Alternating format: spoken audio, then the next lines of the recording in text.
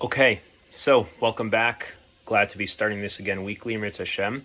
So we are at Parshas Yisro. And famously, we know, of course, that Parshas Yisro has the Aseres HaDibros, which is, makes it obviously a unique and special Parsha. It is when we have the revelation of Hashem at Har Sinai and the revelation of Hashem giving us the Torah. There's a big question, when exactly does this Parsha happen? Are the Parshios out of order? Are they in the right order sequentially? There's a lot of confusion around it because in all reality, the revelation of Hashem into this world is fundamentally something mysterious. And so, by definition, it happens in a mysterious way. What I want to focus on is something that I think many of us maybe have heard and are taught from a young age, and maybe it's something worth thinking about from a new angle as to what exactly it means for us and means in our lives and means for how we learn Torah, how we hear ideas, how we engage and encounter and experience information that comes our way. Something that we read, something that we hear, something we learn. What do we do with it?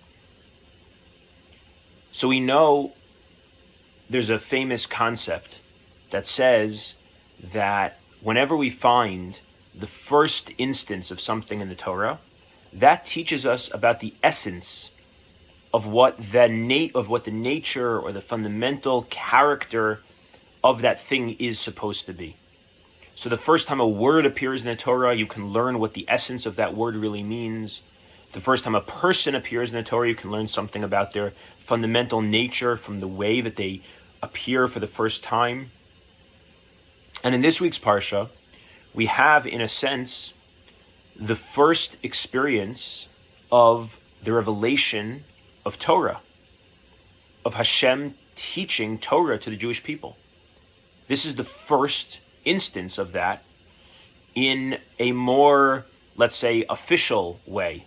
Of course, we had individuals who had revelation from Hashem, had nevuah, and in some sense, maybe even you could call it Torah, Avram, Yitzchak, Yakov, etc. But this is the giving of the Torah. So if we want to understand what it means to engage Torah, to learn, to hear Torah, then we want to look at this week's Parsha, and we want to look at what is the experience like for the Jewish people in their first initial experience of Torah. And here we find something very interesting. We know, as I mentioned before, many of us maybe were taught this as children already, that when the Jewish people heard each of the Aseres HaDibros, they died on the spot. Their souls left their body. And Hashem then had to revive them, to bring them back, and then say the next Dibra, the next utterance of Torah. And then once again, their soul left them. They died. And Hashem had to repeat this process until eventually they said, we don't want to do that anymore. Moshe, you go hear the Torah and you tell it to us, etc. So on the one hand, we see that something about that process was too much. They had to say, stop, we can't handle this. It's too much. We don't want it to go on this way forever. Instead, we want there to be something that's a little bit more digestible, a little bit more proportionate, I guess you could say, to where we are holding, to how we take things in. We don't want it to be that every time we learn and hear Hashem speak, we die and are brought back to life. So something about that was too extreme, it was too much. But yet, it had to happen. If Hashem knew it was going to be, Hashem knows, right? Hashem knew it was going to be too much for them, and he's going to have to change it, then why did he do it that way in the first place? He could have just done it the other way to begin with. Obviously, there was something about that process of giving Torah, of saying Torah, dying, and being brought back to life, that actually is real, even if it's too much to handle fully, but there's something important about that for how we engage Torah. So Rav Yitzchak Hutner explains an amazing understanding of this. We may have mentioned this in other contexts before. He says that what does it mean that when they heard Torah, they died and were brought back to life? It means that what they heard impacted them so much. It wasn't just information. It wasn't just knowledge. It was so impactful. It was so real that they literally felt and experienced the sense that whatever I was until this moment, until this new encounter, is dead. In this moment of absorbing this new experience, I am now so transformed, so changed, so impacted, that relative to what I am now, what I was 5 minutes ago is like nothing. It's dead. I'm so completely revamped, re-energized. My way of thinking, my way of being, my way of living, my way of engaging with people, with myself, with Hashem, with the world, with my challenges, with my gifts, with my opportunities, the way that I experience everything is so deeply impacted by what I just encountered, that it's like I'm a completely reborn person. That was the experience they had in the first initial encounter with Torah. And if Hutner explains that this is the first encounter in Torah, that the Torah is showing us, because the Torah wants us to understand that when we learn, when we go to a shiur, when we have a moment of insight, when we hear a Dvar Torah, when we read something, even just think of a thought on our own about Torah, it's not something that is meant to merely be a nice idea, a cute vort, an interesting question, a new explanation. It's meant to impact us. It's meant to change the way that we look at the world. It's meant to change the way we carry ourselves. At its fullest form, it's meant to bring us into a new state of life, that we're now a different person. Now, as I said before, that was too intense. It was too much for the Jewish people to handle. And so they said, hold on a second. We need this to go a different way. Why? Because a person can't recreate themselves every single moment. It's not stable. It's not sustainable. A person has commitments. A person has family. A person has responsibilities. You can't encounter something new, be changed by it, and now want to live a completely different life every 10 minutes, or even every week, or even every month, or even every year. That wouldn't create a stable, anchored, consistent life. So they couldn't, that couldn't be the way it was forever. But it's the way it was initially, because the Torah is trying to show us what it means to really learn, to really listen, right? The Parsha is called Yisro, but it's Vayishma Yisro. That Yisro listened, Yisro heard. A lot of people heard about what happened at Kriyas Yamsuf and in Mitzrayim, in the world. Yisro was not the only one who heard about those miracles. Everyone heard about the miracles, Chazal tell us. Everyone heard about the miracles. Why did only Yisro come? Why did only he come to the Jewish people? Everybody heard about it. Because it's one thing to hear and it's another thing to hear. We can hear something, we can hear a story, we can encounter something, we can have an experience, we can have a moment of reflection, and it can just pass through us. Or we can really sit with it. We can engage the information. We can grapple with it. Most people, most of the time, if they hear something that they like, that resonates with them, that they agree with, that they're inspired by, they like it. It's great. Good, I like this, Check. When they hear something they disagree with, something that's not their way, they just disagree with it. And that's it. X, move on. So this was inspiring, this was nice, maybe I forward it to a few people, right? And this one wasn't inspiring, so, I write, maybe I forward it to somebody also, but with a negative message, or who knows, whatever I do, right? But it's quick, it's simple. What the Torah is teaching us about, in telling us that at Har Sinai, when they encountered Torah, they died and were brought back to life, Rav Hutner says, is that we should try to engage the experiences and the learning that we have in our lives in a different way. In a way that we create space around what we're learning, around our experiences, so that they can live in us, they can cook. It can take time, it can be a process. We can stop and think, why didn't I like this idea? Why didn't I like this message? Maybe there's something in it that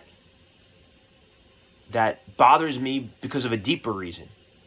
Maybe I should question if maybe they're saying something true that I don't want to hear, and that's why I disagree with it. Maybe I do disagree with it almost entirely, but there's a piece in here that I need to grapple with more. And if I do like an idea, great, I like the idea. Now, what does it mean? How does that change me? How does that impact me? Not just how do I forward it on to the next person. There's a little sketch of a short kind of a parody that somebody once sent me, where you see this group of friends, 3 or 4 people, meet together at a coffee shop, and one of them walks in kind of holding a book and shows it to the other person across the table and says, "Have you read this?" And they say yes. And then they take out a magazine. "Have you read this?" And they say yes. And then they go back and forth. "Have you read this? Have you read this? Have you read this?" Yes, yes, yes, yes, yes, yes. "I've read this, I've read that, I've read this, I've read that." And they've read everything. They're trying to one-up the other person. "Have you read this? But have you read that?" And they're just trying to one-up how much information they have, how much they've consumed. And then at the end of the scene, they go outside and there's a new edition of a book or a magazine across the street, and they run across the street to get it because they need to consume more information, and they get hit by a car. And somebody walking by looks at them lying on the street and looks up, and there's a big sign, a traffic sign, that says "Don't walk." And he looks at the sign, he looks back at them, he says, "Can't you read? It says don't walk." Right? The idea being that's one thing to just take in information. It's another thing to actually hear, to actually read, to sit with what you're encountering, to sit with your experiences. How does this impact me? How does this change me? How does this guide me and direct me into working on the things I need to work on? So instead of just consuming more information, instead of going to the next thing on my day, I'm actually trying to digest what I'm encountering, to take it in. There's a beautiful story about Rav Moshe Shapiro, that he used to give shiur, and there would be a recorder on the stender when he gave shiur. And there was one time that I guess the guy in charge of the recordings, he bought a new recorder, a fancier recorder, and he put it on the stender. And the way this recorder worked is that it would pause automatically when there was silence, if there was a longer silence, so that it wouldn't be a lapse in the recording. And I guess the lights went on and off when it would do that. And Moshe Shapiro noticed something going on with the recorder, and after the shiur, he asked the guy, what's the story with these lights, the new recorder? And the guy explained to him how it works. And he said, no, we need the old recorder back. because the most important parts of the shiur are the pauses. Because while I'm talking, everyone's listening to what I'm saying. It's only when I'm pausing that what I said has a chance to actually go in.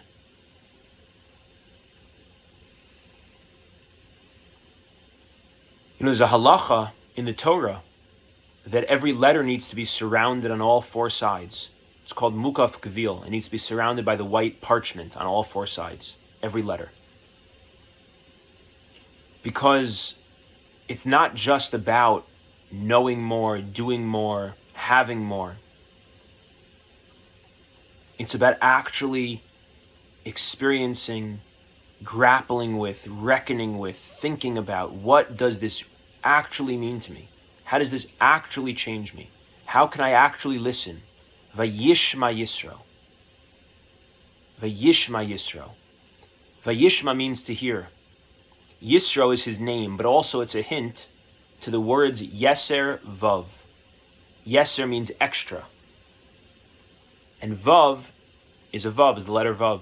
Vav is and. Whenever you have a Vav at the beginning of a word, it's and.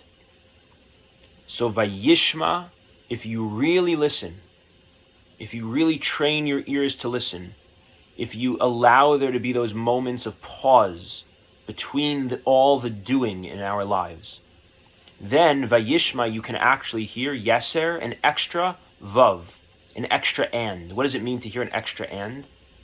To hear an extra and means that life has connection. And means that we're connecting two things. If I have one word and another word, it's just two words next to each other. But if I have one word and another word, now the two words flow one from the other. There's a connection between them. Right? If I just go and I listen to something, I hear something, and I run to the next errand, to the next class, to the next workout, to the next carpool, to the next preparing for Shabbos, whatever it is. So everything is just a thing. And it's a whole slew of things, one after the other. But there isn't continuity. There isn't something that's happening in me. Vayishma, if I can listen, if I can pause long enough to actually hear and see what's happening around me, what I'm encountering, what I'm engaging, what I'm experiencing, then Yeser Vav, I can add a Vav to everything. Now everything becomes connected. Everything can take on meaning. Everything can lead to something. So I heard this, and what?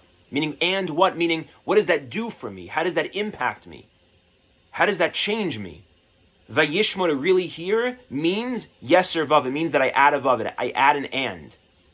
That nothing stops just in the thing itself. If I really hear something, then Yeser Vav. It means I'm adding a Vav to it. It means I'm putting an and at the end of the sentence. So I engaged this, I went on this trip, and what? How did that impact me? I heard this idea, and what? How did that impact me? I had this conversation with somebody, and what? What does that lead to? So Hashem should help us that we should open our ears, Vayishma, to really be able to hear. And when we can really hear, then we'll be Zocha to Yeser Vav, to being always able to add another Vav, to add a Vav that what I'm doing now is impacting something. It creates flow, it creates continuity, it creates meaning, that it's leading towards something, ultimately leading towards the Geula Shlema. Have a great day, have a good Shabbos. Thank you.